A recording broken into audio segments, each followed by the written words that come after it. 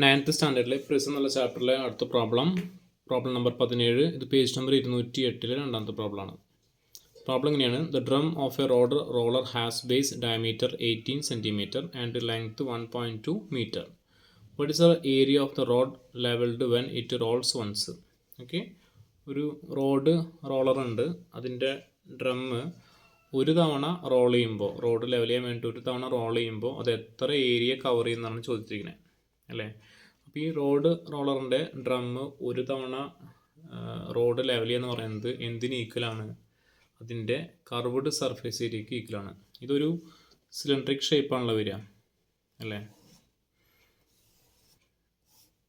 Okay, അങ്ങനെയുള്ള വരിക.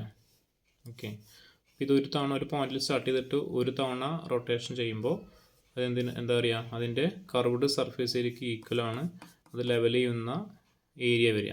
നമുക്കിവിടെ എന്ത് കണ്ടുപിടിച്ചാൽ മതി? ഇതിൻ്റെ കർവ്ഡ് സർഫേസ് ഏരിയ കണ്ടുപിടിക്കാം. Curved surface area equal to 2πr into h base perimeter into height.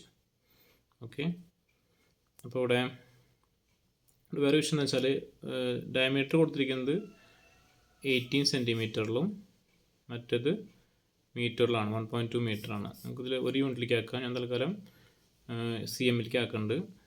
Okay, അപ്പോൾ 2r into pi into height കൊടുക്കാം. 2r എന്ന് പറഞ്ഞാൽ എത്രയാണ്? 18 cm ആണ്. അപ്പോൾ 18 into pi into height 1.2 meter പറയുമ്പോൾ 120 cm ആണ്. ജസ്റ്റ് cm മാറ്റി, അതായത് 1.2 meter എന്ന് പറഞ്ഞാൽ 120 cm ആണല്ലോ. ഓക്കെ, ശരി. ഇനി 18 ഇൻറ്റു 3.14 ഇൻറ്റു 120.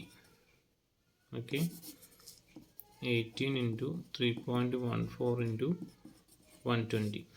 അപ്പോൾ എന്ത് വരും? 18 ഇൻറ്റു 120 9600 ആണ് വരിക. ഇൻറ്റു 3.14 ചെയ്യുമ്പോൾ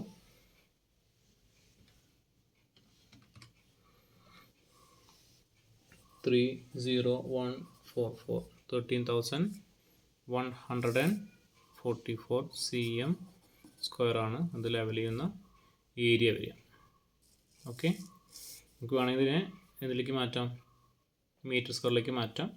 പക്ഷെ ഞാനിവിടെ തൽക്കാലം cm സ്ക്വയർ ചെയ്യുന്നത് മാത്രമേ ഉള്ളൂ കേട്ടോ. Okay, thank you.